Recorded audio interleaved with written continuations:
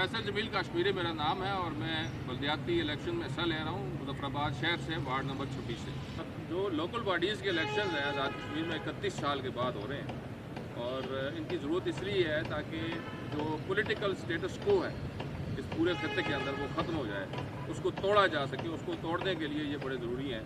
आप देखें मुख्तलिफ़ किस्म के इलेक्शन आपने ताजरों के भी देखे होंगे, वकला के और मुख्तलिफ़ लोग जो हैं यूनियंस हैं उनके इलेक्शन देखे होंगे।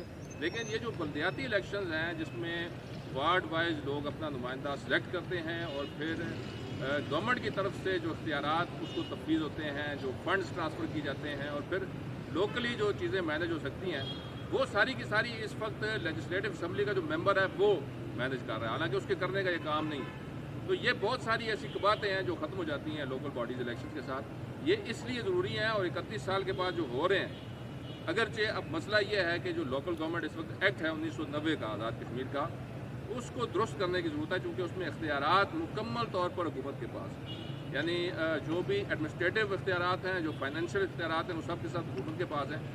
इस एक्ट को आप दुरुस्त करवाने की ज़रूरत है और यकीनन ये जितने लोग मुंतखब होकर आएंगे हज़ारों की तादाद में होंगे, तो ये अपने अपने मेंबरान असम्बली पर प्रेशर डेवलप करेंगे ताकि वो इस एक्ट को दुरुस्त करें। क्योंकि इस एक्ट में बहुत सारी बातें हैं, जैसे लोकल काउंसिल के किसी भी मेंबर को गवर्नमेंट जो है वो कोई भी इल्ज़ाम लगा के ख़त्म कर सकती है। 4 साल का इसका अरसा है लेकिन उससे पहले भी ख़त्म किया जा सकता है। इसी तरीके से जो इसकी DCC है, जो कमेटी है, उसके अंदर ब्यूरोक्रेसी का बहुत ज़्यादा अमल दखल है।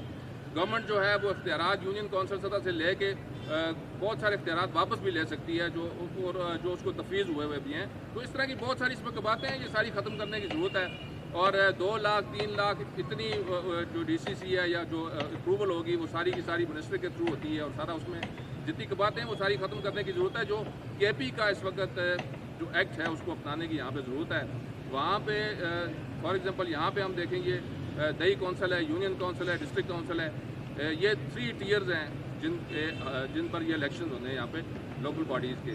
लेकिन जो आप देखें KP में वहाँ पे डायरेक्ट इलेक्शन हो रहे हैं। यहाँ पे मेयर जो है उसको काउंसलर सेलेक्ट करके फिर मेयर को और डिप्टी मेयर को सिलेक्ट करेंगे। तो ये बहुत सारी चीज़ें हैं जो इसमें अमेंड होने की ज़रूरत है। लेकिन ये जितने लोग मुंतखब होकर आएंगे, अब इनकी जिम्मेदारी है कि ये गवर्नमेंट से इख्तियारात भी लें, जो मेंबरान असम्बली उनसे इख्तियारात भी लें, उसके लिए एफर्ट भी करें। अभी तो बहुत सारी एफर्ट करने की ज़रूरत है और मेरा ख्याल है जितने लोग हैं मुंतखब हो रहे हैं इनको असम्बली के आगे काफ़ी दिन लेटना भी पड़ेगा इख्तियारात के लिए।